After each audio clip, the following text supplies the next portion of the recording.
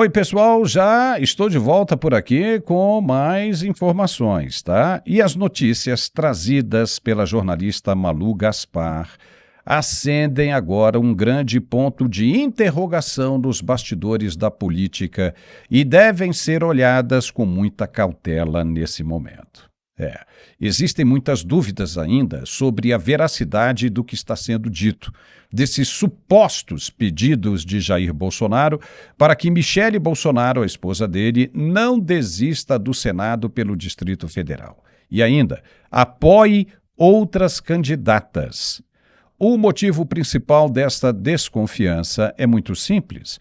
O ex-presidente está impedido de se comunicar livremente e confirmar publicamente essas declarações. Então, sem uma fala direta da fonte, esse tipo de notícia pode acabar sendo apenas mais uma conversa fiada ou, como dizemos, no jargão jornalístico, um balão de ensaio plantado para movimentar o tabuleiro antes da hora. Veja você que antes saíram informações de que Jair Bolsonaro tinha pedido a Michele para desistir da candidatura ao Senado. Aí agora, Michele Bolsonaro já começa a bater as asas e a querer voar sozinha. Depois de deixar o PL Mulher, ela começa agora a montar um esquema político para ela mesma. Por outro lado, se essa história contada pela jornalista for verdadeira, Michele Bolsonaro mostra que o interesse real e imediato de Bolsonaro está totalmente concentrado na disputa pelo Senado Federal. Sabendo que a oposição já dá como certa a força de Michele nas urnas, o ex-presidente estaria jogando suas fichas e articulando o jogo para fortalecer a base da direita no Congresso Nacional. Essa movimentação de bastidores deixa claro que a intenção não é apenas ganhar mais uma eleição, não, mas sim montar uma bancada pesada, forte e alinhada que possa mudar o ritmo das decisões na capital federal. O grande objetivo por trás desse plano traçado, nas sombras, é muito claro: formar uma maioria esmagadora no Senado para enfrentar e pressionar diretamente o Judiciário, principalmente o Supremo Tribunal Federal. Jair Bolsonaro sabe que o Senado é o único poder com regras capazes de barrar os privilégios e excessos de magistrados, além de revisar processos e até votar pedidos de impeachment. Caso essa estratégia se confirme nas urnas, o Brasil vai assistir a uma verdadeira parede de ferro do Legislativo contra o Judiciário, mostrando que a direita quer usar o voto do povo para retomar o equilíbrio e colocar um freio nas atitudes da Corte Maior do país. Estamos recebendo aqui mais uma vez o nosso comentarista Carlos Dias, e eu queria que você analisasse isso aí do seu ponto de vista, Carlos, né? Isso parece realmente, uma contradição. Pode ser verdade, mas também pode ser aí um verdadeiro balão de ensaio, né? Qual é a sua opinião sobre isso? Paulo, obrigado mais uma vez pelo convite. Saúdo também a todos que nos assistem, que lhe acompanham nesse canal particular e extremamente precioso. Eu penso o seguinte, a imprensa, ela jamais vai estar do nosso lado, no sentido do campo conservador, buscar, de repente, a harmonia, entre aquelas divisões que nós temos e que deveríamos ter tido apenas internamente, mas extrapolou, logicamente, as fronteiras da discussão partidária interna e foi para outros campos. Então, acho que dar força de mídia a Michele Bolsonaro, que foi uma excepcional primeira-dama, mas não está tendo a mesma condição de envergadura do campo político que ela teve quando era a primeira-dama, a esposa direta, primeira-dama do presidente Jair Bolsonaro. Acho que a imprensa quer insuflar, cada vez mais e inflando cada vez mais uma força de uma autoridade política que ela tenha, que parece que não é delegada do presidente Bolsonaro.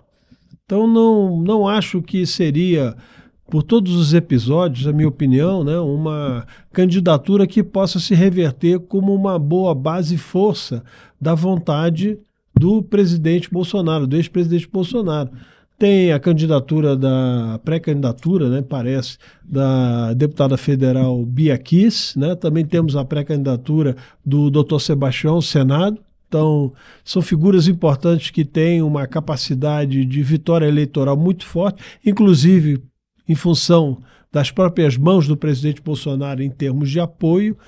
Então, eu não sei se, de repente, aquela que fala que o ministro Alexandre de Moraes é irmão em Cristo, né, e o Flávio, que é da própria família, mesmo que por uma adesão não natural, né, ele seja uma figura que não possa ser perdoada. Mas o irmão em Cristo, né, que condenou o próprio marido e levou a toda essa situação de constrangimento, para dizer uma palavra adequada, familiar, né, ele possa ser preservado.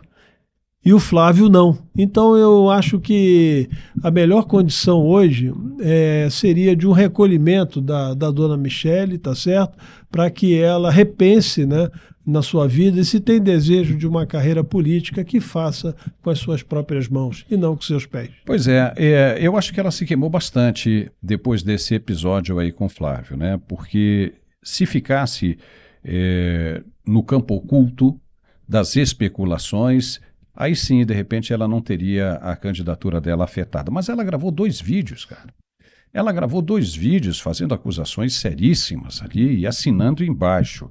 Isso levou muita gente no país, né, e principalmente em Brasília, a dizer o seguinte: não sei não, viu?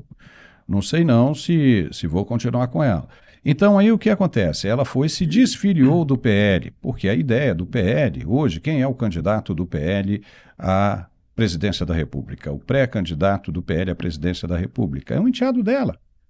Entendeu? Então aí o Valdemar Costa Neto foi lá, conversou e tentou fazer a cabeça dela. Vamos acabar com isso? Vamos abaixar a bola? Vamos abaixar essa poeira e vamos tocar num único objetivo, que é vencer a esquerda no país?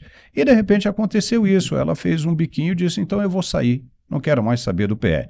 Então surgiram as conversas de que ela não seria mais candidata, que o presidente Bolsonaro teria pedido a ela para que ela não se candidatasse, esquecesse essa linha da política, porque ela já tinha sido queimada. Aí agora a informação que chega é de que ela está fazendo uma articulação política independente, ou seja, a moça parece que não desistiu. Ela quer ir para frente, agora resta saber com que gás ela quer ir para frente. Ela está do lado de Flávio Bolsonaro, ela está no combate à esquerda ou não? Ou ela está achando que ela tem força suficiente para caminhar sozinha sem o sobrenome Bolsonaro? É isso que preocupa, né? É isso que preocupa, e nós vamos ter que descobrir isso agora nos próximos dias, né? Porque a força da proximidade do pleito eleitoral faz com que muitas máscaras caiam. E aí a gente vai saber quem é que tem ganância nessa corrida, viu, Carlos? Pois é, e tem um fator importante, né, que pode mudar todo esse quadro. Vamos imaginar que o ministro Cássio Nunes tenha uma definição da questão revisão penal, né, do presidente, no caso que foi condenado pela primeira turma, né, do Supremo Tribunal Federal. Vamos supor que essa expectativa positiva se concretize, e isso reabilitaria o presidente, né, a disputa eleitoral, ou minimamente o daria condições de visibilidade e de ação concreta de coordenação política para 2026. Então, uma coisa eu diria, Paulo, para encerrar: o fundamento na política é a fidelidade. Não é a fidelidade apenas a um líder que se consagrou em função da defesa do Brasil. Não é simplesmente uma mera condição de personalismo, mas uma figura que encarnou como ninguém, nos últimos 100 anos, a tentativa de restauração e de recuperação do Brasil. Então devemos muito ao presidente Jair Bolsonaro. Muito. Isso vai ficar marcado para a história, independente do analfabeto que a escreva, porque no coração das pessoas, claramente do brasileiro de boa fé, sabe o empenho e a força que o ex-presidente Bolsonaro empreendeu para recuperar o país. Então nós temos que pensar nisso. não nos cargos que queremos ocupar, nas vantagens que podemos ter pela expressão pública, né, que podemos angariar em função de determinadas bandeiras que defendemos, que nunca defenderam na vida. Essas pessoas chegaram agora. Bolsonaro tem 40 anos, minimamente 40 anos, o Flávio deve ter uns 30, né, de vida pública. E as pessoas que chegaram agora, e outra coisa, primeira-dama não significa cargo público, ex-primeira-dama muito menos. Então, com todo o respeito que me merece, falta humildade e compreender o momento crítico que nós estamos vivendo no Brasil. Então, por isso que nós temos que ter vamos chamar assim, um discernimento muito tranquilo para fazer as escolhas certas. E vocês aqui de Brasília têm essa oposição. Você tem essas possibilidades. Então, não vamos nos iludir e vamos num projeto de recuperação do Brasil e também, né, Paulo, do próprio Distrito Federal. Que agora você pertence, né? Você já sem tem, dúvida nenhuma. Né, agora, né, só não posso declarar meu voto aqui porque claro, a Justiça Eleitoral não permite. Não permite, né? Mas o seu reduto eleitoral agora já é Brasília, né? Sem Seja dúvida. muito bem-vindo. Isso. E, olha, obrigado, viu, Carlos, aqui por mais esse raciocínio, né? Muito legal. E eu vou pedir a você que está nos acompanhando, se você for de Brasília, legal, acompanha a gente o tempo todo. Agora, se você não é de Brasília e conhece alguém de Brasília, que mande esse canal para ele. Entendeu? Para que ele conheça essa pessoa, ele ou ela, para que essa pessoa conheça esse canal, porque aqui dentro nós vamos debater muita coisa, vamos trazer muita verdade, muita realidade sobre esses bastidores políticos para ajudar você que é de Brasília a saber na hora de votar. Não só você que é de Brasília, mas você no país inteiro, porque o que acontece em Brasília aqui tem relevância para o resto do país como um todo. Por isso é muito importante a gente ter as atenções voltadas para Brasília. Tá bom? Muitíssimo obrigado, né, pela sua companhia aqui e daqui a pouco nós estamos de volta com outros vídeos. Até lá.